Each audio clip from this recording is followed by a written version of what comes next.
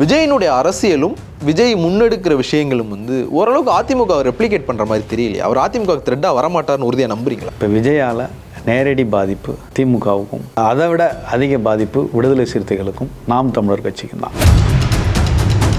போயஸ் கார்டன்லையும் அதிமுக தலைமை அலுவலகத்திலையும் கூட்டணிக்கு நின்ன காட்சிகளை வந்து நாங்கள் பார்த்துருக்கோம்.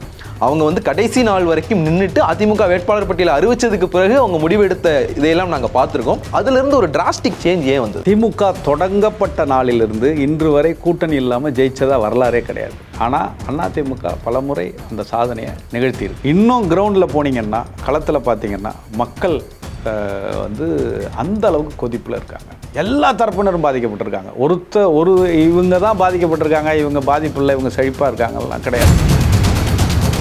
1000 ரூபா கொடுக்குறாங்க, 1000 ரூபா கொடுக்குறாங்க, திராவிட மாடல் ஆட்சியில் அது நடக்குது, இது நடக்குது. என்ன நீங்கள் திராவிட மாடல்னு சொல்லி ஏமாத்துறது தான் மிச்சம். இப்படி தேனார் ஓடுது, பாலாறு ஓடுது, தமிழ்நாடு வந்து ரொம்ப சொர்க்க பூமியாக மாறிடுச்சு அப்படின்னு சொல்லி இப்போ என்ன மூளைக்கு மூளை கள்ளசாராயம் தான் ஓடிட்டு இருக்கு. எதிர்கட்சியாக நாங்கள் தாங்க செயல்படுறோம், திமுகவினுடைய கூட்டணி கட்சியில் தான் எதிர்கட்சியாக செயல்படுறோம், அதிமுக எதிர்கட்சியாக செயல்பட மாட்டுதுன்னு தனிப்பட்ட முறையில் பேசும்போதும் சொல்கிறாங்க, கேமரா முன்னாடி பேசும்போதும் சொல்கிறாங்க. எந்த விஷயத்துக்கு நாங்கள் போராடலை, இல்லை எந்த விஷயத்துக்கு அதிமுக பேசலை. ஸ்டாலின் எதிர்கட்சி தலைவராக இருந்தப்போ முதலமைச்சர் தூங்கவே விடலை, தினம் ஏதாவது பிரச்சனையை கிளப்பிக்கிட்டே இருந்தார். அவர் வந்து நிம்மதியாக அவர் இருக்கல. எதிர்கட்சிகள் ஸ்டாலின் ரொம்ப கம்ஃபர்ட்டா வச்சிருக்காங்க ஒரு முதலமைச்சரா. அவர் ரொம்ப சாதாரணமா இருக்கிறாரு, அவருக்கான எந்த ஒரு இடர்பாடையுமே அவங்க கொடுக்கல, அவர் ரொம்ப கம்ஃபர்ட்டா வச்சிருக்காங்கன்னு சொல்றாரு. ஊடகங்களுக்கு நீங்கள் டிஆர்பி வேணும், இல்லை உங்களுக்கு அந்தந்த நேரத்தில் அன்னன்னைக்கு செய்தி பரபரப்பாக இருக்கணுங்கிறது. அதிமுக பற்றி பேசினா மட்டும்தான் உங்களால் பரபரப்பாக செய்தி போட முடியும். கள்ளக்குறிச்சி கள்ளச்சாராய மரணங்கிறது மிக மோசமாக ஒட்டுமொத்த இந்தியாவே திரும்பி பார்த்த ஒரு சீரழிவான விஷயம். அது வந்து அரசு எந்திரமே நடத்தின பச்சை படுகொலை தான். 200 தொகுதி அப்படிங்கிறது ஸ்டாலினோட பகல் கனவு. அந்த பகல் கனவாகவே தான் போகுது.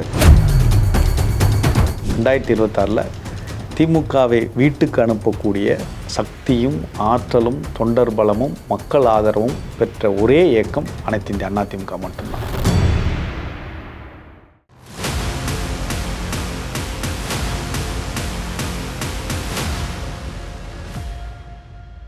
முன்னேறிய அரசியல் நேயர்களுக்கு வணக்கம். அரசியல் களம் நிகழ்ச்சிக்கு உங்களை வரவேற்பது ஜெயிலான். இந்த நிகழ்ச்சியில் நம்மோடு அதிமுகவினுடைய மாநில இளைஞரணி இணை செயலாளர் திரு கோமல் அன்பரசன் இணைந்திருக்கிறார்.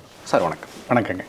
அதிமுகவில் கள ஆய்வு அறிவிக்கப்பட்டப்போ அதிமுக தன்னை அடுத்த கட்டத்துக்கு தயார்படுத்துது, ஒரு தொடர் தோல்விகளுக்கு பிறகு அதிலிருந்து மீட்டெடுக்கிறதுக்கான முயற்சிகளில் ஈடுபடுறாங்க அப்படிங்கிற ஒரு பார்வை இருந்தது. ஆனால் இந்த கள ஆய்வை நிறைய இடத்துல பிரச்சனை ஏற்படுத்தியிருக்கிற மாதிரி இருக்கு. பல முன்னாள் அமைச்சர்களுக்கு அவங்களுடைய பார்வை படுற மாதிரி மோதல் நடந்திருக்கு. ஒரு மாநில நிர்வாகி திண்டுக்கல் சீனிவாசன் அவர்களை பேச விடாதமாக தடுக்கிற அளவுக்கான விஷயங்கள் நடந்திருக்கு. அதிமுக கள ஆய்வு செய்திகள் நம்ம எடுத்து பார்த்தோம், அதை வந்து சம்மப்பாக ஒரு நியூஸில் வைக்கணும்னு பார்த்தா எல்லாமே மோதலாக இருக்குது. தமிழ்நாடு முழுக்க மோதல் நடந்த மாதிரியான ஒரு விஷயம் இருக்குது. அப்படியெல்லாம் என்ன நடந்துகிட்டு இல்லை, அப்படியெல்லாம் இல்லை. எல்லாமே தமிழ்நாடு முழுக்க நடக்குது அப்படிங்கிறதுல இல்லை. இது கட்சி ரொம்ப ஆரோக்கியமாக இருக்குது. உண்மையான தமிழ்நாட்டில் இந்தியாவில் உண்மையான ஜனநாயக கட்சி அப்படின்னு சொன்னால் அது அனைத்து இந்திய அண்ணா திமுக தான். ஏன்னா இங்கே ஒரு கிளை செயலாளரால் கட்சியோட பொதுச் செயலாளராக வர முடியும் அப்படின்னு இந்த உலகுக்கு, தமிழ் கூறும் நல்லுலகுக்கு சொல்லக்கூடிய அளவுக்கு ஜனநாயகத்தை கையில் வச்சுருக்கிற கட்சி அனைத்து இந்திய அண்ணா திராவிட முன்னேற்ற கழகம். ஒரு சில இடங்களில் அந்த போட்டி இல்லை அவங்க சொல்ல வர கருத்துக்கள் வந்து ஆக்ரோஷமாக வர்றது, 1-2 இடங்களில் இது நடக்கிறது ரொம்ப இயல்பு. இது ரொம்ப ஆரோக்கியமான ஜனநாயகம். அதுதான் அதிமுகவில் நடந்திருக்கு. நீங்கள் சொல்கிற மாதிரி பேச விடாமல் தடுக்கிறல. அவர் இப்போ பொருளாளர் பேசுகிறதுக்கு முன்னாடி நான் என்னோடய கருத்தை சொல்லணுங்கிற மாதிரி கேட்டது 1-2 நிகழ்வுகளை தவிர மற்றபடி இது ரொம்ப ஆரோக்கியமாக போய்கிட்டு இருக்கு. களத்தில் என்ன நிலவரம், கட்சி எந்த அளவுக்கு எழுச்சியாக இருக்குது, சின்ன சின்ன அங்கங்கே கருத்து வேறுபாடுகள் இருக்கிறத எப்படி சரி பண்ணுறது, தேர்தலுக்கு எப்படி தயாராகிறதுன்னு தலைமையில் அண்ணன் எடப்பாடியார் அறிவித்த அந்த கள ஆய்வு குழுவினர், அந்த மூத்த தலைமை கழக நிர்வாகிகள் அதை அங்கங்கே சரி பண்ணிக்கிட்டு வர்றாங்க. இந்த கூட்டங்களை பொறுத்த மட்டும் இந்த கூட்டங்களின் வாயிலாக ஏற்கனவே இருந்த எழுச்சி இந்த கூட்டங்களின் வாயிலாக இன்னும் பன்மடங்காக பெருகி இருக்கிறது கழக தொண்டர்கள் மத்தியில் ஒரு பெரிய உற்சாகத்தை உண்டு பண்ணியிருக்கு. அது நம்ம மறுக்கவே முடியாது. இது தேர்தலுக்கான வேகத்தை, கட்சியோட வேகத்தை இன்னும் அதிகப்படுத்தியிருக்கு. அப்படி தான் எடுத்துக்கணும். இப்போ நம்ம 2024 நவம்பரில் இருக்கிறோம். இதை ஒரு 10 வருஷத்துக்கு முன்னாடி தமிழ்நாட்டினுடைய அப்படியே டைம் ட்ராவல் பண்ணி 10 வருஷத்துக்கு முன்னாடி போனால் அன்னைக்கு திமுக என்ன நிலைமையில் இருந்ததோ அந்த சேம் அப்படியே இன்றைக்கி அதிமுகவுக்கு ரிப்ளிக் ஆகுது. அன்றைக்கி திமுக சட்டப்பேரவை தேர்தல் ஒரு மக்களவை தேர்தலில் தோல்வியை சந்திச்சிருந்தாங்க. திமுகவுக்குள்ளேயும் ஸ்டாலின் வர்சஸ் அழகிரி மாதிரியான ஒரு ஸ்பிளிட் உருவாகிற மாதிரி இருந்து அழகிரி கட்சியை விட்டு வெளியே அனுப்பப்பட்டிருந்தார். அன்றைக்கி திமுக கூட்டணிக்காக டெஸ்பரேட்டாக இருந்தாங்க. திமுக முதல் குடும்பத்தில் நடந்த விழாக்களுக்கு எல்லா கட்சிக்காரங்களையும் அழைச்சதாகட்டும், அது கூட்டணிக்கான முன்னோட்டமாக பார்க்கப்பட்டது. பாமக நிறுவனர் ராமதாஸினுடைய இல்ல திருமண விழாவுக்கு கலைஞர் போனது அப்படின்னு ஒரு டெஸ்பரேட்டாக திமுக கூட்டணிக்கு ட்ரை பண்ணிக்கிட்டு இருந்தது. உதாரணத்துக்கு சொல்லணும்னா 2015 நடந்த பீகார் சட்டப்பேரவை தேர்தலில் காங்கிரஸ், ஆர்ஜேடி, ஐக்கிய ஜனதாதளம் 3 பேரும் சேர்ந்து ஆட்சியை கைப்பற்றியிருந்தாங்க. அந்த பதவியேற்பு விழாவுக்கு போயிட்டு வந்த ஸ்டாலின் இதே மாதிரியான ஒரு ஒருங்கிணைவு தமிழ்நாட்டிலையும் வரணும், அதிமுக ஆட்சி அகற்றுறதுக்கு அப்படிங்கிற மாதிரியான ஒரு விஷயத்த சொல்லியிருந்தார். அதை சொன்ன எல்லாரும் ஸ்டாலின் தனக்கு கூட்டணி வேணுன்றதை பீகார் எக்ஸாம்பிளாக வச்சு சொல்கிறார் அப்படிங்கிற விஷயத்த சொன்னாங்க. அதே மாதிரி அதிமுக நீ கூட்டணிக்கு டெஸ்பரேட்டாக இருக்கிற மாதிரியான ஒரு தோற்றம் இருக்குது. அதிமுகவினர் தொடர்ச்சியாக விஜய் கூட்டணிக்கு வருவார்ன்ற டோனில் பேசிக்கிட்டே இருந்தாங்க. விஜய் அறிக்கை விடுறார், நாங்கள் அதிமுக கூட கூட்டணி வைக்கல, பேசவும் இல்லை அப்படிங்கிற அறிக்கையை வெளியிடுறார். மற்ற கட்சிகள் போயஸ் கார்டன்லையும் அதிமுக தலைமை அலுவலகத்திலையும் கூட்டணிக்கு நின்ன காட்சிகளை நாங்கள் பார்த்துருக்கோம். அவங்க கடைசி நாள் வரைக்கும் நின்றுட்டு அதிமுக வேட்பாளர் பட்டியலை அறிவிச்சதுக்கு பிறகு அவங்க முடிவெடுத்த இதையெல்லாம் நாங்கள் பார்த்துருக்கோம். அதுலேருந்து ஒரு டிராஸ்டிக் சேஞ்ச் ஏன் வந்தது? இல்லை, அப்படிலாம் இல்லை. நீங்கள் இப்போ இதில் நீங்கள் சொன்னதுக்கு 2-3 பகுதியாக ஒரே பெரிய கேள்வியை ஒரே இதில் கேட்டிருக்கீங்க. நீங்கள் முதல்ல ஒரு விஷயத்தை நீங்கள் புரிஞ்சுக்கணும். தமிழ்நாட்டில் கூட்டணி இல்லாமல் வென்ற ஆட்சியை பிடித்த கட்சின்னா அது அதிமுக மட்டும்தான். திமுக தொடங்கப்பட்ட நாளிலிருந்து இன்று வரை கூட்டணி இல்லாமல் ஜெயிச்சதாக வரலாறே கிடையாது. ஆனால் அதிமுக பலமுறை அந்த சாதனையை நிகழ்த்தியிருக்கு. சரிங்களா? இப்போ நீங்கள் இப்போ விஜயோட நான் கூட்டணி இன்னும் இப்போ அதிமுகவினை பேசுனாங்கன்னு அது ஊடகங்கள் நீங்களாக பேசுனது. அதிமுகவின் சார்பில் யார் வெளிப்படையாக நாங்கள் யார் என்ன பேசணும் சொல்லுங்கள், நீங்களே சொல்லுங்கள், பதில் சொல்லுங்கள். நீங்கள் சொன்னீங்கல்ல, யார் சொன்னா சொல்லுங்கள்? அதிமுக சார்பில் யார் பேசுனா? நாங்கள் எங்களுடைய பொதுச் செயலாளர் தெளிவாக சொல்லிட்டார். நீங்கள் தேர்தலுக்கு இன்னும் நீண்ட காலம் இருக்குது, 1.5 வருஷம் இருக்குது. கூட்டணிங்கிறது ஒத்த கருத்துடைய கட்சிகளோடு தான் கூட்டணி. அது தேர்தல் நேரத்தில் முடிவு செய்ய வேண்டிய விஷயம். கூட்டணிங்கிறது தேர்தல் நேரத்தில் முடிவு செய்ய வேண்டிய விஷயங்கிறத பல முறை எங்களுடைய தலைவர்கள் தெளிவுபடுத்தியிருக்கிறாங்க. எங்களுடைய கழக பொதுச் செயலாளரான எடப்பாடியார் அவர்கள் மிக தெளிவாக தெளிவாக ஊடகங்கள்ட்ட சொல்கிறாங்க. இப்போ ஊடகங்களுக்கு நீங்கள் டிஆர்பி வேணும், இல்லை உங்களுக்கு அந்தந்த நேரத்தில் அன்னன்னைக்கு செய்தி பரபரப்பாக இருக்கணுங்கிறதுக்காக அதிமுகவை பற்றி பேசினா மட்டும்தான் உங்களால் பரபரப்பாக செய்தி போட முடியும். அதனால் நீங்கள் மக்கள் பார்ப்பாங்கன்னு நீங்கள் போடுறீங்க. நீங்களாக உங்கள் கற்பனை கதைகளெல்லாம் உட்காந்து எழுதிக்கிட்டு இருக்கீங்க. அதுக்கு நாங்கள் என்ன செய்ய முடியும்? எங்கள் நிலைப்பாடு எப்போவுமே தெளிவாக தான் இருக்கிறோம். நாங்கள் அதில் அவர் ஒரு கட்சி ஆரம்பிச்சிருக்கிறாரு. அந்த கட்சி இன்னும் போக வேண்டிய தூரம் நிறைய இருக்குது. கட்சி கட்டமைப்பு உருவாக்கணும், போகணும். ஒரே ஒரு கட்சி ஆரம்பித்து ஒரு மாநாடு நடத்தியிருக்காங்க. இவ்வளோதான் அங்கே நடந்திருக்கு. இப்போ போக வேண்டிய தூரம் நிறையா இருக்குது.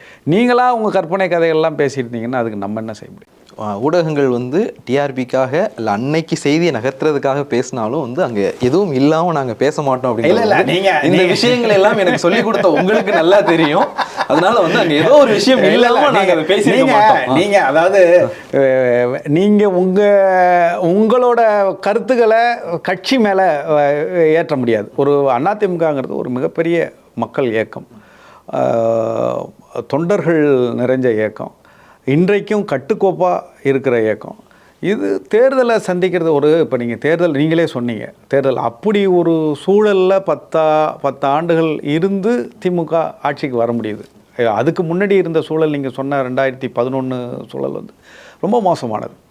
அப்போ அதை விட இன்னும் நீங்கள் தனிப்பட்ட கட்சியாக திமுகவை விட பல மடங்கு வலிமையான இயக்கம் அனைத்து இந்திய அண்ணா திமுக. அப்போ நாங்கள் வர்றவங்களை அந்த நேரத்தில் ஒத்த கருத்துடைய உள்ள தேர்தல் நேரத்தில் உறுதியாக சரியான முடிவை பொதுச் செயலாளர் எடப்பாடியார் எடுத்து கட்சியை வலிமையாக கூட்டணியை வலிமையாக கட்டமைக்கிறது, திமுகவை வீட்டுக்கு அனுப்பணும். அவங்க தெளிவாக அதை சொல்லலாம். ஏன்னா அவ்வளோ பெரிய ஒரு மக்கள் விரோத ஆட்சி இன்றைக்கி இங்கே நடந்துகிட்டு இருக்குது. நீங்கள் எல்லா முனைகள்லையும் பாதிக்கப்பட்டிருக்காங்க. நீங்கள் எப்போவுமே திமுகவை பொறுத்த மட்டும் ஒரு வாசகம் உண்டு. சம்பளக்காரங்க கட்சி அப்படின்னு உண்டு பொதுவாக. இது யாரையும் நான் குறைச்சி கூட்டி மதிப்பு சொல்கிறதில்ல, பொதுமக்களோட வழக்கத்தில் இருக்குது. ஏன்னா அரசு ஊழியர்கள், ஆசிரியர்கள் இவங்க எப்போவுமே திமுகவை தொடர்ச்சியாக எல்லா காலங்கள்லேயும் அவங்களோட ஆதரவு பார்த்திங்கன்னா ஒரு படி வந்து திமுகவுக்கு அதிகமாக இருக்கும். நான் இதை வந்து இதில் சொல்கிறதுல ஒன்றும் இல்லை, வெளிப்படையாக தெரிஞ்ச விஷயம். ஆனால் அவங்களே இன்றைக்கி உங்களை எதிர்க்கட்சி ஆக்கிடுவோம், நீங்கள் வந்து என்னென்ன வாக்குறுதிகள் எதிர்க்கட்சி தலைவராக இருந்தப்போ கொடுத்தீங்க, அதில் எதையாவது நிறைவேற்றிருக்கீங்களா, எங்களை சந்திக்க கூட மறுக்கிறீங்க, நீங்கள் மிக மிக மோசமாக எங்களை நடத்துகிறீங்க அப்படின்னு அரசு ஊழியர்கள், ஆசிரியர்கள், அரசு மருத்துவர்கள், இப்போ அத்தனை தரப்பினரும் போராடிக்கிட்டு இருக்கிற அரசாங்கத்தோட அச்சாணின்னு சொல்கிற அவங்களே வந்து அடுத்த அதிமுக தான் ஆட்சிக்கு வரப்போகுதுன்னு சொல்கிற அளவுக்கு இன்றைக்கி நிலைமை இருக்குது. இன்னும் கிரவுண்டில் போனீங்கன்னா, களத்தில் பார்த்தீங்கன்னா மக்கள் வந்து அந்த அளவுக்கு கொதிப்பில் இருக்காங்க. எல்லா தரப்பினரும் பாதிக்கப்பட்டிருக்காங்க. இவங்க தான் பாதிக்கப்பட்டிருக்காங்க, இவங்க பாதிப்பில்லை, இவங்க செழிப்பாக இருக்காங்கலாம் கிடையாது.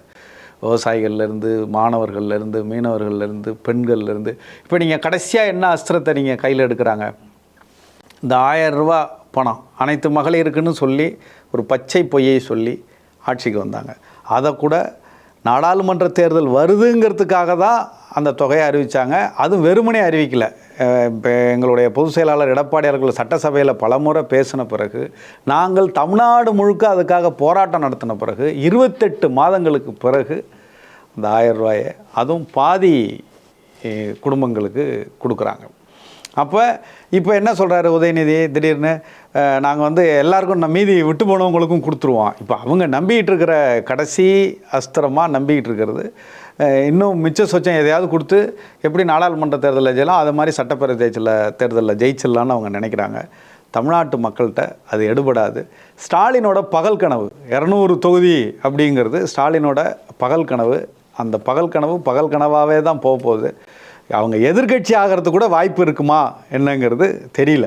நீங்கள் அந்த அளவுக்கு மோசமாக தான் சூழல் இருக்குது. இந்த அரசு ஊழியர்கள் தொடர்பில் எனக்கு ஒரு கேள்வி இருக்குது, நான் அதை அப்புறம் கேட்குறேன். எனக்கு முந்தைய கேள்வியினுடைய தொடர்ச்சி, இந்த அதிமுக கூட்டணிக்கு டெஸ்பரேட்டாக இருக்குது அப்படிங்கிற கேள்வி நான் எதுக்கு கேட்டேன்னா, நான் ஒரு கடந்த கால வரலாறுல இருந்து தான் கேட்டேன். அதில் வந்து நமக்கு ஒரு பாடம் உண்டு. இப்போ திமுக கூட்டணிக்கு டெஸ்பரேட்டாக 2016 தேர்தல் சமயத்தில் இருந்தாங்க.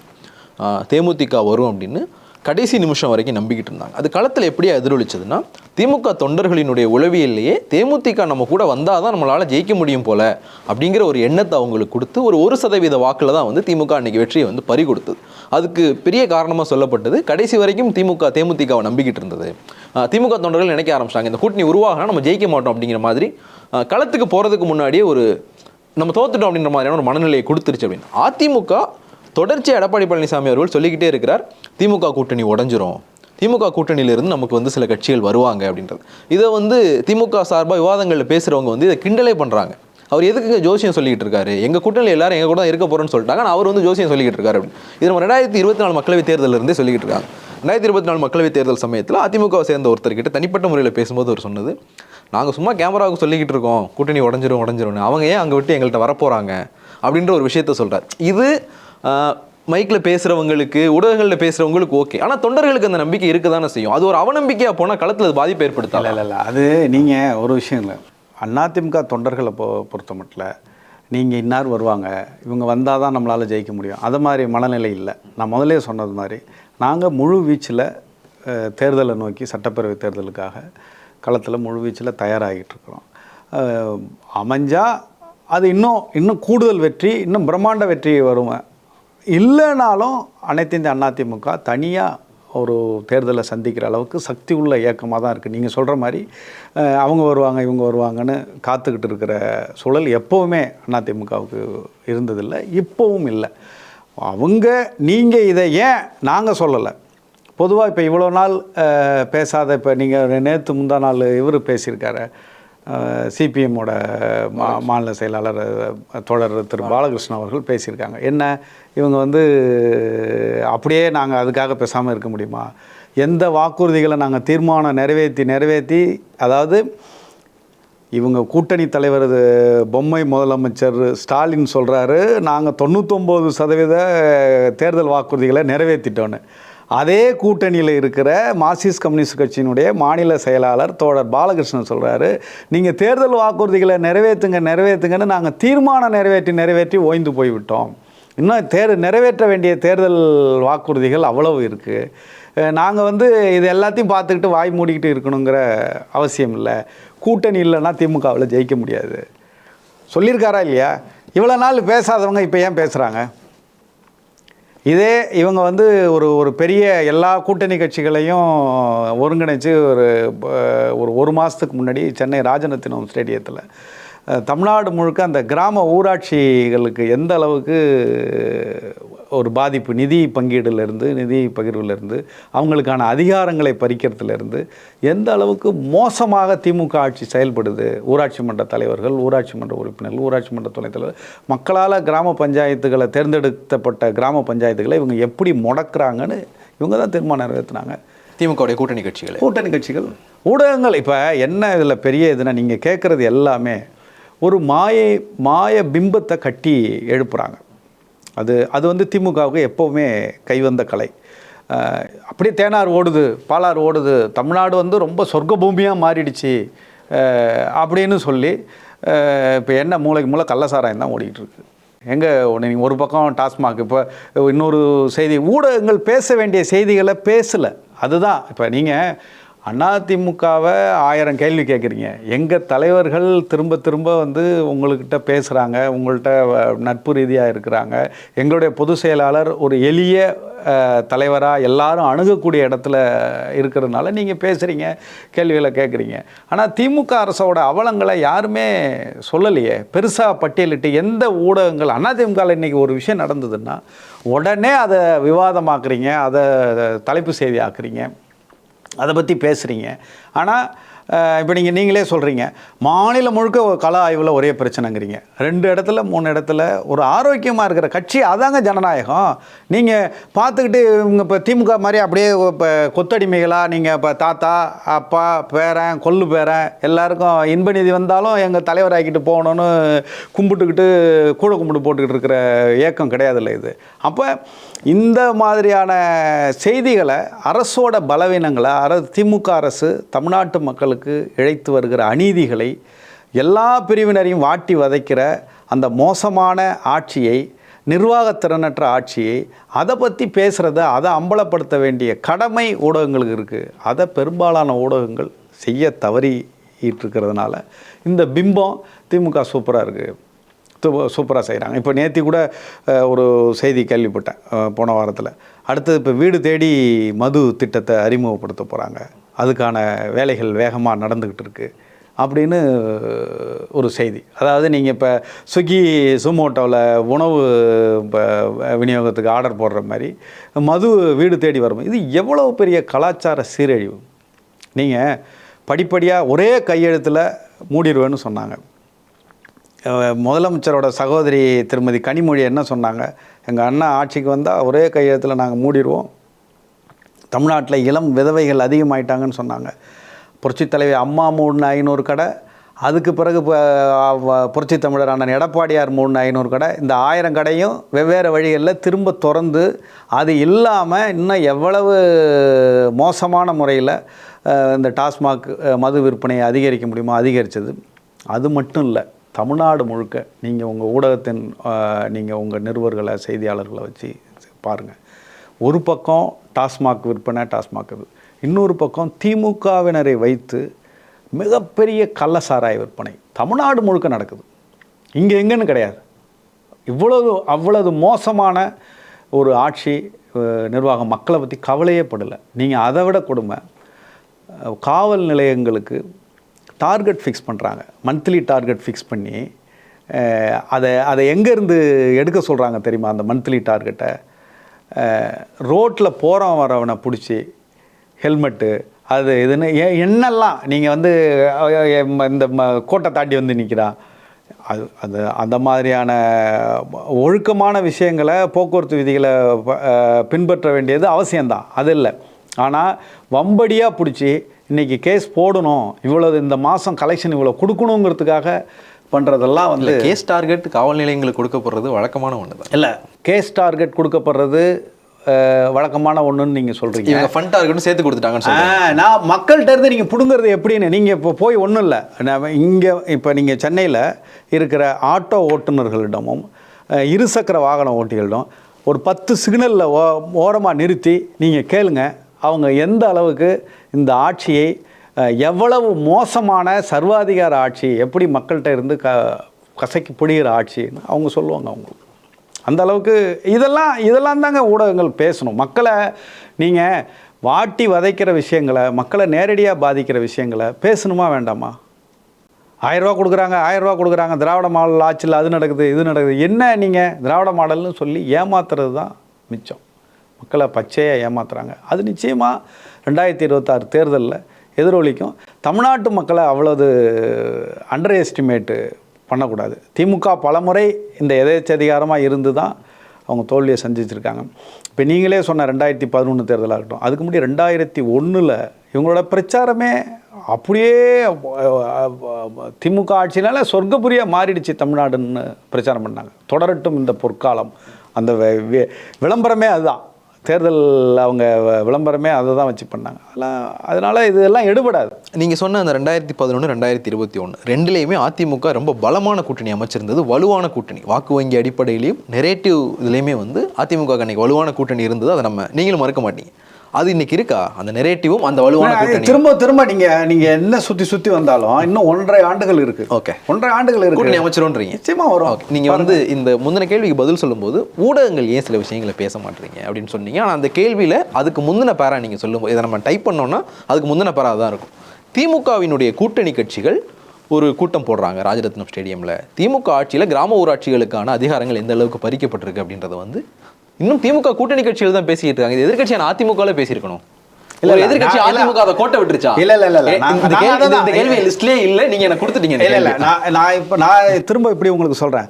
அதிமுக நடத்துற போராட்டங்களோ, அதிமுக நடத்துற முன்வைக்கிற விஷயங்களையோ நீங்க பேச மறுக்கிறீங்கன்னு சொல்றேன். ஆட்சிக்கு எதிரான ஆட்சிக்கு எதிராக அதிமுக இன்னும் வலிமையா பேசலன்னு நான் சொல்றேன். நீங்களே சொல்றீங்க கிராம ஊராட்சிகளுக்கு அதிகாரங்கள் பறிக்கப்பட்ட ரொம்ப முக்கியமான ஒரு பிரச்சனை. அத எதிர்கட்சி பேசுறதுக்கு பதிலா திமுக கூட்டணி கட்சிகளே பேசல அப்படிங்கும் போது நீங்க அதை லூஸ் பண்றீங்களா? திமுக கூட்டணி எம்எல்ஏக்கள் முடிச்சிடறேன், நிறைய இடத்துல சொல்றாங்க எதிர்கட்சியா நாங்க தாங்க செயல்படுறோம், திமுக கூட்டணி கட்சிகள் எதிர்கட்சியா செயல்படுறோம், அதிமுக எதிர்கட்சியா செயல்பட மாட்டுதுன்னு தனிப்பட்ட முறையில பேசும்போதும் சொல்றாங்க, கேமரா முன்னாடி பேசும்போதும் சொல்றாங்க. ஒரு எதிர்கட்சியா தவற விடுறீங்களா? எந்த விஷயத்துக்கு நாங்க போராடல, இல்ல எந்த விஷயத்துக்கு அதிமுக பேசல. நான் திரும்ப ஏற்கனவே சில நேர்காணலில் சொன்ன ஒரு செய்தியை திரும்பவும் அழுத்தமாக சொல்ல விரும்புகிறேன். கள்ளக்குறிச்சி கள்ளச்சாராய மரணங்கிறது மிக மோசமாக ஒட்டுமொத்த இந்தியாவே திரும்பி பார்த்த ஒரு சீரழிவான விஷயம். அது அரசு எந்திரமே நடத்தின பச்சை படுகொலை தான். அது விஷச்சாராயம் வச்சாங்க, அதனால் குடித்தாங்க, இறந்து போனாங்கன்னு கிடையாது. அரசு எந்திரத்தோட அலட்சியத்தால், குறிப்பாக திமுகவோட அலட்சியத்தால், ஆளுங்கட்சியான திமுகவோட அலட்சியத்தால் அங்கே அத்தனை உயிர்கள் இப்போ 60-70ன்னு இவங்க கணக்கு சொன்னாங்க. ஆனால் 100க்கும் மேற்பட்டோர் உயிரிழந்திருக்கிறாங்க. அதில் மறைக்கப்பட்ட கணக்கெல்லாம் அதிகம். இங்கே அந்த இடத்துல முதலமைச்சர் போய் கூட பார்க்கல. ஆனால் முதல் ஆளாக அங்கே போனவர் எதிர்க்கட்சி தலைவர், எங்களுடைய பொதுச் செயலாளர் எடப்பாடியார் அவர்கள் தெருவாக வீடு வீடாக பாதிக்கப்பட்டவர்கள் அத்தனை பேருக்கு போய் பார்த்து அதுக்கான உரிய நீதி இவர் போன பிறகு தான் பதறி அடிச்சுக்கிட்டு ஆளுங்கட்சி எந்திரமும் அரசு எந்திரமும் உதயநிதியும் போய் என்னமோ ஒன்று பண்ணி யார் என்னன்னு கணக்கெடுக்க முடியும், நிதி கொடுக்குறேன், அதை கொடுக்குறேன், இதை கொடுக்குறேன்னு சொல்லி அதில் செயல்பட்டாங்க.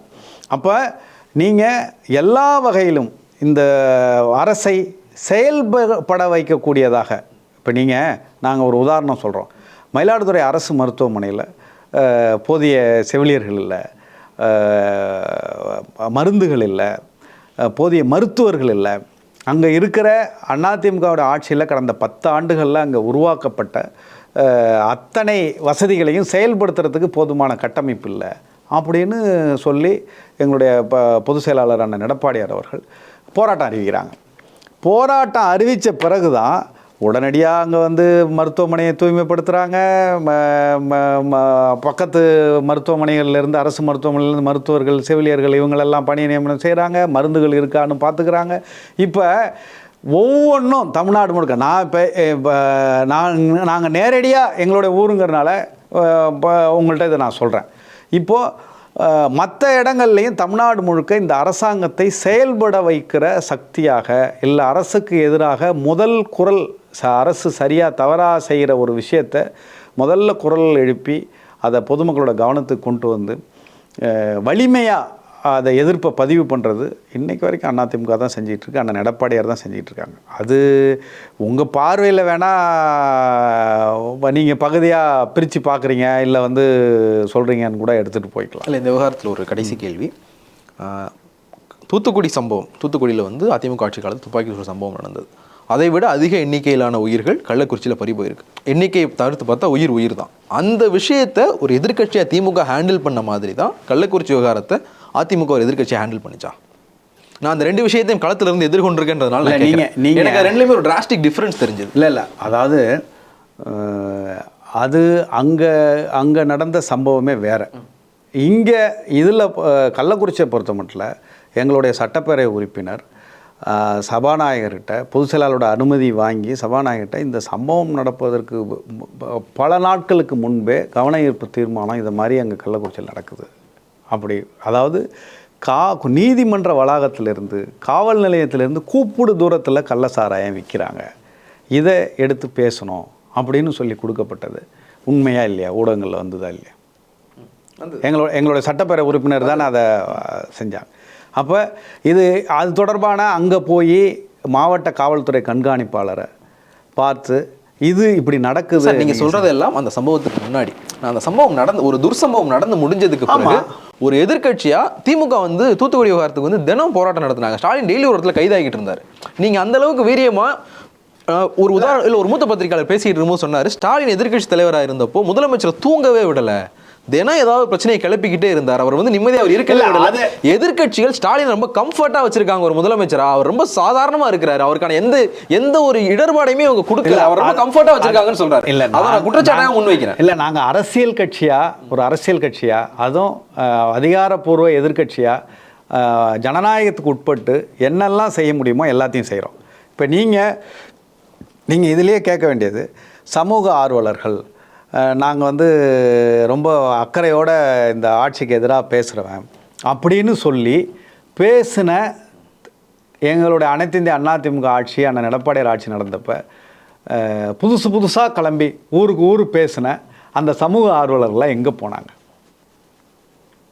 போனாங்க சொல்லுங்கள் நீங்கள்? அதாவது ஆட்சிக்கு எதிராக என்ன இருமுனாலும் அதை விமர்சனம் பண்ணாங்க, தும்முனாலும் அதை விமர்சனம் பண்ணாங்க. இப்போ இவ்வளவு பெரிய படுபாதக செயல்கள் இந்த ஆட்சியில் நடக்கிறப்ப கூட அவங்களாம் எங்கே போனாங்க? சரி, இப்போவுமே வந்து அதிமுக நாங்கள் ஏன் பேசலைன்றதை தாண்டி அவங்களாம் ஏன் பேசலன்னு கேள்வி.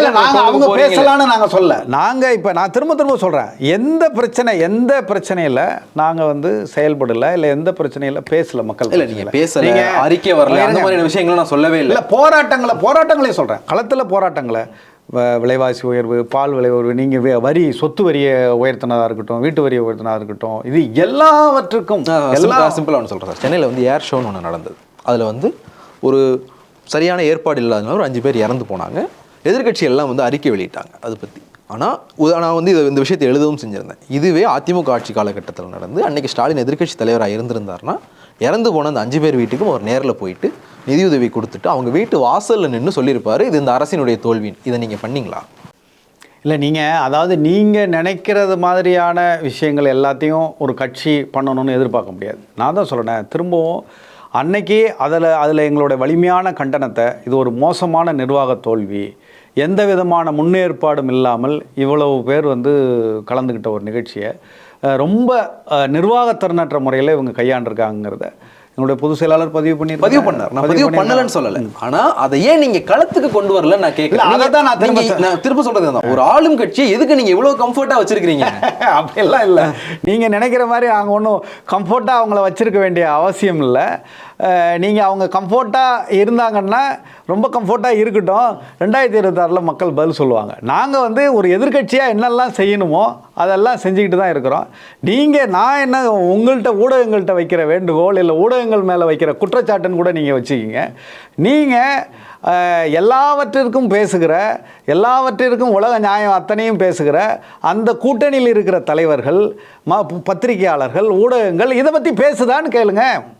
இப்போ நீங்கள் ஒரு ஒரு சின்ன நிகழ்வு அதிமுகவுள்ள நடந்தால் கூட ஒரு கள ஆய்வில் எங்கேயோ ஒரு இடத்துல ஒரு மூலையில் ஒரு விஷயம் நடந்ததுன்னா கூட அதை எடுத்து வச்சுக்கிட்டு விவாத பொருளாக மாற்றி பேசுகிறீங்கல்ல. இவ்வளவு விஷயங்கள் இவ்வளவு மோசமான தினம் நீங்கள் வந்து எத்தனை இப்போ நான் வந்து நீங்கள் ஊடகங்களை பட்டியலிடுங்க. முதன்மையான ஊடகங்கள், மற்ற ஊடகங்களை விட்டுருங்க, முதன்மையான ஊடகங்களில் ஆட்சியோட தோல்விகள் அப்படின்னு இவங்க வந்து பட்டியலிட்ட விஷயங்கள் என்னென்ன சொல்லுங்கள். என்ன செஞ்சிருக்கீங்க? தோல்வி இருந்தால் கூட அதுக்கு முட்டு கொடுக்க தான் நீங்கள் திமுக ஆட்சிக்கு, திமுகவினருக்கு, முதலமைச்சர் ஸ்டாலினுக்கு, உதயநிதிக்கு முட்டு கொடுக்க தான் நிற்கிறீங்களே தவிர மக்கள் பக்கத்தில் நின்று எந்த ஊடகங்கள் பேசியிருக்கு, எந்த ஊடகங்கள் பேசுது, இதுதான் கேள்வி. இதை ஊடகங்கள் அவங்கள சுய பரிசோதனை செஞ்சிக்க வேண்டிய காலகட்டம். நீங்கள் இதை நான் வந்து ஒரு அதிமுக கட்சி சார்பாக பேசுகிறேன் அப்படிங்கிறது இல்லைங்க. ஊடகங்கள் ஆரோக்கியமாக சரியான பாதையில் செல்ல வேண்டியது. அப்படி சென்றால் மட்டும்தான் மக்களுக்கான விஷயங்கள் இங்கே நடக்கும். நான் தமிழ்நாட்டு மக்கள் மேலே நீங்கள் திமுக ஆட்சி இந்த முறை வீட்டுக்கு அனுப்பப்பட்டே தீர வேண்டும். அப்படி இல்லைன்னு சொன்னால் ஒரு குடும்பம் சுரண்டி சாப்பிடுவதற்கு ஒட்டுமொத்த தமிழ்நாட்டு குடும்பங்களும் அழிய வேண்டிய நிலைமைக்கு ஆளாகும். அந்த அளவிற்கு மோசமான எல்லா கீழே அடித்தட்டு மக்கள், நடுத்தர மக்கள் எல்லாருமே பாதிக்கப்பட்டிருக்கிற ஒரு மோசமான ஆட்சி இங்கே நடந்துகிட்ருக்கு. இதை கேட்க வேண்டிய கடமையும் பொறுப்பும் மக்கள் மத்தியில் அம்பலப்படுத்த வேண்டிய அந்த துணிச்சலான செயல்பாடும் ஊடகங்களுக்கு இருக்கணும். ஊடகங்கள் நீங்கள் வந்து சும்மா மேம்போக்காக பேசிட்டோ இல்லை அதிமுகவை மட்டுமே குறி வச்சு பேசுகிறதோ இல்லை நீங்கள் அதிமுகவில் சின்ன அதை ஊதி பெருசாக்குறதோ இதை விட்டுட்டு திமுகவில் நடக்கிற விஷயங்கள் இப்போ இன்றைக்கி திமுக இப்போ நீங்கள் சொன்னீங்கள்ல திமுகவினருக்கே கூட்டணி பலம் இருக்குது அது இருக்குங்கிறதெல்லாம் தாண்டி திமுகக்குள்ளேயே ஒரு மிகப்பெரிய அதிருப்தி அலை, மிகப்பெரிய வெறுப்புணர்ச்சி திமுகவினர் மத்தியிலே இருக்குது. அந்த முதலமைச்சரோட குடும்பத்தை தாண்டி ஒரு சில அமைச்சர்களை தாண்டி அவங்களுக்கு கீழே சட்டப்பேரவை உறுப்பினர்களை தொடங்கி கடைமட்ட தொண்டர் வரை இந்த ஆட்சி மீது, திமுக ஆட்சியின் மீது திமுகவினரே அதிருப்தியில் இருக்காங்க. ஏன்னா அந்த அளவுக்கு நேரடியாக பாதிக்கப்படுகிறவர்கள் பட்டியலில் திமுகவினரும் சேர்ந்து இருக்கிறார்கள். இதுதான் கலை யதார்த்தம். அப்போ இந்த மாதிரியான செய்திகளை வெளியில் கொண்டு வரணும், பேசணும் அப்படிங்கிறது ரொம்ப முக்கியமானது. நீங்கள் 2026 அதிமுக தான் ஆட்சி அமைக்கும் அப்படிங்கிறது வந்து ஆணித்தரமாக சொல்கிறீங்க. புதிய சக்திகளும் வந்து உள்ளே வந்திருக்காங்க. விஜயை வந்து ஒரு த்ரெட்டாக அதிமுக பார்க்கல. ஏன்னா உங்களுக்கு நீங்கள் வந்து ஒரு ஊடகவியலாளராகவும் வந்து தமிழ்நாடு அரசியலை பார்த்தவர், ஒரு அரசியலாளராகவும் வந்து தமிழ்நாடு அரசியலை பார்த்தவர். உங்களுக்கு வந்து ஓட்டிங் பேட்டர்ன்ஸ் தெரியும். திமுகவினுடைய ஓட்டிங் பேட்டர்ன் என்ன, அதிமுகவினுடைய ஓட்டிங் பேட்டர்ன் என்ன. விஜயினுடைய அரசியலும் விஜய் முன்னெடுக்கிற விஷயங்களும் வந்து ஓரளவுக்கு அதிமுக ரெப்ளிகேட் பண்ணுற மாதிரி தெரியலையே. அவர் அதிமுக த்ரெட்டாக வரமாட்டார்னு உறுதியாக நம்புறீங்களா? நான் விஜயனுடைய மாநாட்டுக்கு போயிட்டு வந்தேன். அதுக்கு முன்னாடி விஜய் கட்சி ஆரம்பிச்சதுலேருந்து மக்களவைத் தேர்தலுக்கு களத்துக்கு சென்றவங்க நிறைய பேர் சந்திச்சு அப்படின்ற இடத்துல இருந்து கேட்குறேன். விஜய் வந்து அதிமுக ரெப்ளிகேட் பண்ணுற மாதிரி, அதிமுகவுடைய வாக்குகளை குறிவைக்கிற மாதிரி தான் தெரியுது. அவர் நீங்கள் த்ரெட்டாக பார்க்கவே இல்லையா? அனைத்து இந்திய அதிமுகவை பொறுத்த மட்டும் எங்களுக்கு போட்டியாவோ எங்களுக்கு ஆபத்தாவோ யாரும் இந்த நிமிஷம் வரைக்கும் இல்லை. சரிங்களா? இது ஒரு மிகப்பெரிய தொண்டர் பலமும் மக்களோட ஆதரவும் பெற்ற கட்சி. சரிங்களா? இப்போ நீங்கள் சொல்கிறது யதார்த்தத்தை நான் சொல்கிறேன், நான் களத்தில் நிற்கிறவங்கிற மாதிரில சொல்கிறேன். இப்போ விஜயால் நேரடி பாதிப்பு திமுகவுக்கும், அதுக்கு அதை விட அதிக பாதிப்பு விடுதலை சிறுத்தைகளுக்கும் நாம் தமிழர் கட்சிக்கும் தான். இதுதான் களத்தில் நடக்கிற யதார்த்தம். இவங்கள்ட்டேருந்துலாம் ஆளுக்கு கொஞ்சம் எடுத்து அவர் ஒரு வாக்கு வங்கியை உருவாக்குறதுக்கு முயற்சி பண்ணுறாரு. அது எந்த அளவுக்கு அதில் அவர் எவ்வளோ தூரம் பயணிக்க போகிறாரு, அது எந்த அளவுக்கு அவருக்கு வாக்குகளாக மாறுங்கிறது தேர்தலில் தான் நம்ம அந்த சொல்ல முடியும். அதிமுகவுக்கு ஒரு துளி அளவும் கூட அவரோட வருகையாலேயோ இல்லை அவரோட கட்சியாலேயோ எங்களுக்கு எந்த பாதிப்பும் இல்லை. நாங்கள் எங்களுடைய பயணம், எங்களுடைய பாதை, எங்களுடைய செயல்பாடு, தமிழ்நாட்டு மக்கள் மீதான எங்களுடைய அக்கறை, எங்கள் இயக்கத்தினுடைய அக்கறை அப்படிங்கிறது தனி. அதில் நாங்கள் தனித்துவமாக அண்ணன் எடப்பாடியார் தலைமையில் பயணம் செஞ்சிட்ருக்கிறோம். வெற்றியை நோக்கி பயணம் செய்கிறோம். 2026 திமுகவை வீட்டுக்கு அனுப்பக்கூடிய சக்தியும் ஆற்றலும் தொண்டர் பலமும் மக்கள் ஆதரவும் பெற்ற ஒரே இயக்கம் அனைத்து இந்திய அதிமுக மட்டும்தான். அதில் வந்து ஒரு துளி கூட மாற்று கருத்து இல்லை. களத்துலேயும் அதுக்கு மாறான நிலைமை இல்லை. நீங்கள் அதிமுக இளைஞரணியினுடைய மாநில இணை செயலாளர் அப்படின்றதுனால இந்த கேள்விக்கு நீங்கள் பதில் சொல்கிறது பொருத்தமாக இருக்கும்னு நினைக்கிறேன். உங்ககிட்ட இருந்து வெளியில் போய் உங்களுடைய வாக்குகளுக்கு பங்காளியாக இருக்கிற ஓபிஎஸ் தரப்புலேருந்து மருது அழகராஜ் வந்து ஒரு விஷயத்தை சொல்லியிருக்காரு. மற்ற எல்லா கட்சிகள்லையுமே வந்து இளைஞர்களை ஈர்க்கிறதுக்கான ஒரு முகங்கள் இருக்குது. திமுகவில் உதயநிதி ஸ்டாலின் இருக்கார். இப்போ விஜய் வந்து புதுசாக அரசியலுக்கு வந்திருக்கு. அவருக்கும் வந்து இளைஞர்களை ஈர்க்கிற வந்து ஒரு சக்தி இருக்குது. பாஜகவை பொறுத்த வரைக்கும் அண்ணாமலை வந்து அவங்க முன்னிறுத்துறாங்க. ஆனால் அதிமுகவுக்கு அந்த மாதிரியான ஒரு முகம் இல்லை. இளைஞர்களை வந்து ஈர்க்க அவங்களால முடியலை. நீங்கள் ஒரு செய்தி, இது நீங்கள் எல்லாருமே மறுத்த செய்தி தான். அதிமுகவுக்கு வந்து இளைஞர்கள் வாக்கு இல்லை, ஒரு 10% வாக்குகள் நம்மளை விட்டு போயிடுச்சு எடப்பாடி பழனிசாமி அவர்கள் பேசினதா ஒரு செய்தி வந்து, அதை நீங்கள் மறுத்தீங்க, நாங்கள் அப்படி பேசவே இல்லை அப்படின்னு சொல்லிட்டு. ஆனால் அது களத்தில் உண்மையாகவுமே இருந்தது. இளைஞருடைய வாக்குகள் 2024 பெரிய அளவில் அதிமுகவுக்கு வரலை அப்படிங்கிறதான் உண்மை. பாரம்பரிய வாக்குகளே வெளில போனதையும் வந்து தென் மாவட்டங்கள் நம்மளால் பார்க்க முடிஞ்சது. இந்த இளைஞர்களை ஈர்க்கிறதுக்கு, புதிய வாக்காளர்களை ஈர்க்கிறதுக்கு, இல்லை உங்ககிட்ட இருந்து வெளியில் போனதாக சொல்லப்படுற வாக்குகளை ஈர்க்கிறதுக்கு அதிமுக என்ன பண்ண போகுது? நீங்கள் முதல்ல இப்படி எங்கள்கிட்டருந்து வெளியில் போயிடுச்சு, நீங்கள் இப்போ இவர் சொன்னாருன்னு சொல்கிறீங்க. அவங்களெலாம் வந்து நீங்கள் எந்த வகையிலும் தொடர்பு இல்லாமல் ஏக்கத்தோட அவங்க இப்போ இன்றைக்கி ஒரு பேச்சு நாளைக்கு ஒரு பேச்சு பேசுகிற ஆட்கள். அவங்க பேசுகிறத ஒரு பொருட்டாக எடுத்துக்க வேண்டிய அவசியம் இல்லை. ரெண்டாவது, நீங்கள் அதிமுகவிலேருந்து இளைஞர் வாக்கு போயிடுச்சு. இல்லை, அதிமுக இளைஞர் வாக்குகள் போச்சுன்னு சொல்லலை. அதிமுகவுக்கு இளைஞர்கள் வாக்குகள் வரலை, அதிமுகவுக்கு பாரம்பரியமாக இருந்த வாக்குகள் போயிடுச்சுன்னு சொன்னேன். ஏன்னா வந்து நான் தேர்தலுக்காக களத்துக்கு போனப்போ சிவகங்கை மாவட்டத்தில் கிராஸ் ரூட்டுக்கு உள்ளே போனப்போ அவங்க சொன்னது, இது நாள் வரைக்கும் நாங்கள் ரெட்டலைக்கு போட்டுக்கிட்டு இருந்தோம், இந்த முறை ஓபிஎஸ்க்காகவும் டிடிவிக்காகவும் தாமரைக்கு ஓட்டு போட போகிறோன்றதை என்கிட்ட நிறைய பேர் ஒரு 2-3 கிராமங்கள் இந்த விஷயத்தை நான் கேட்டேன். இல்லை நீங்கள் இது மாதிரி தான். இது வந்து நீங்கள் ஒரு கருத்துருவாக்கம், ஒரு சித்தரிப்பு. நீங்கள் பொதுவாக இப்போ நீங்கள் எடுத்துங்க, நீங்கள் உங்களோட எல்லாரோட நோக்கமும் என்னவா இருக்குது, ஒரு புள்ளியில் என்ன சேருதுன்னா, அதிமுக திரும்ப இந்த பிரச்சாரத்தை முன்னெடுக்கிறீங்க. அதிமுக 3ஆ இருக்குது, 4ஆ இருக்குது, இல்லவே இல்லைன்னு நான் சொல்கிறேன். நீங்கள் இப்போ நீங்கள் சொல்கிற நபர்கள், இல்லை நீங்கள் சொல்கிற தனியாக அவங்க இருக்காங்க, அவங்க இப்போ அவங்கள ஃபாலோயர்ஸ் இருக்காங்கன்னு சொன்னால், எந்த ஊரில் நீங்கள் சில கிராமங்களில் சில ஊர்களில் 1-2 இடங்களில் இருக்கலாமே தவிர, ஒட்டு மொத்தமாக எந்த இடத்துல நீங்கள் தமிழ்நாடு முழுக்க கணக்கெடுங்க, இவங்களுக்கான ஆதரவாளர்கள் இல்லை இவங்களை பின்பற்றி போகிறவர்கள் யார் இருக்கா? கட்சி இன்றைக்கும் நீங்கள் அதிமுக தொண்டர்களை பொறுத்த மட்டும் அடிப்படையில் கட்சின்னா அது தலைவர் யார் வழி நடத்துகிறாங்களோ, பொதுச் செயலாளர் வழி நடத்துகிறாங்களோ அவங்களும் ரெட்டலையும் தான். இது ரெண்டும் தான் பிரம்மாஸ்திரம். இது ரெண்டும் தான் தொண்டர்களை இந்த ஏக்கம் நம்ம ஏக்கம் அப்படின்னு புரட்சித் தலைவர் உருவாக்கின ஏக்கம், புரட்சித் தலைவி அம்மா இதை வந்து கட்டி காத்த ஏக்கம் அப்படின்னு நினைக்க வைக்கிற சக்தி இந்த ரெண்டும் தான்.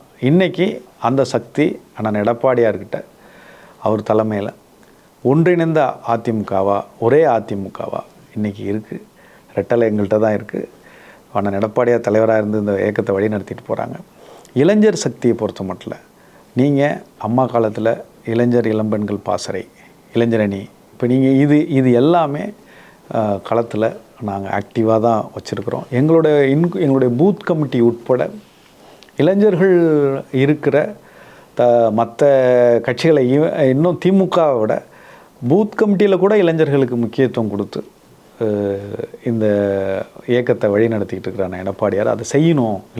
இளைஞர் சக்தி நமக்குள்ளே இருக்காங்க, அவங்கள சரியான முறையில் இது பண்ணணும். அதே மாதிரி 1 லட்சம் இளைஞர்களுக்கு தமிழ்நாடு முழுக்க எல்லா மாணவர் அணி, இளைஞர் அணி, இளைஞர் இளம்பெண்கள் பாசறை, இதில் வந்து பொறுப்புகள் இருக்கிற இயக்கம் அதிமுக. அதனால் நீங்கள் சொல்கிற மாதிரி எங்கள் வாக்கு இந்த பக்கம் அந்த பக்கம் ஒன்றும் செதறிலாம் போகல. இளைஞர் சக்தியும் ஈர்ப்பையும் நாங்கள் வந்து ஒன்றும் அதில் குறைஞ்சி போகலை. நிச்சயமாக வருங்காலங்களில் இதை இன்னும் அதிகப்படுத்துறதுக்கான செயல் திட்டங்களை நாங்கள் நிறைய திட்டங்களோடு தயாராகிட்டு இருக்கிறோம். அதை நிச்சயமாக செயல்படுத்துவோம். நீங்கள் சொன்னது எனக்கு ஒரே ஒரு சந்தேகம், அதை மட்டும் தீர்த்துட்டிங்கன்னா நேர்காணலை முடிச்சிடலாம்.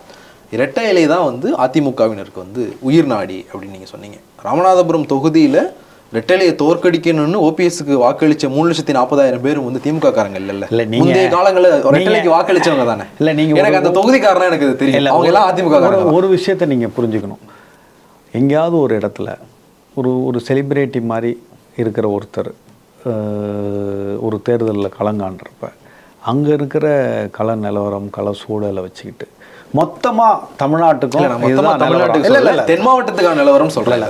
அதான் சொல்கிறேன், மொத்தமாக தென் மாவட்டத்துக்கான நிலவரம், மொத்தமாக ஒரு தொகுதியில் நடக்கிற இல்லை ஒரு பகுதியில் நடக்கிற ஒரு விஷயத்தை ஒரு ஒரு ஒரு முதலமைச்சராக இருந்தவர் அங்கே போட்டி போடுற ஒரு தொகுதியில் நடக்கிற ஒரு பகுதியில் நடக்கிற ஒரு விஷயத்தை வச்சுக்கிட்டு மொத்தமாக தமிழ்நாட்டோட நிலவரம் இதுதான் அப்படின்னு நீங்கள் சொல்கிறது அல்லது அதை கட்டமைக்க முனைகிறது தவறுன்னு நான் சொல்கிறேன். அப்படியான நிலைமை இல்லை அப்படின்னு நான் சொல்கிறேன். சார் இனியும் கருத்து நன்றி. நன்றி. மற்றும் ஒரு நிகழ்ச்சியை சிந்திக்கலாம். நன்றி, வணக்கம்.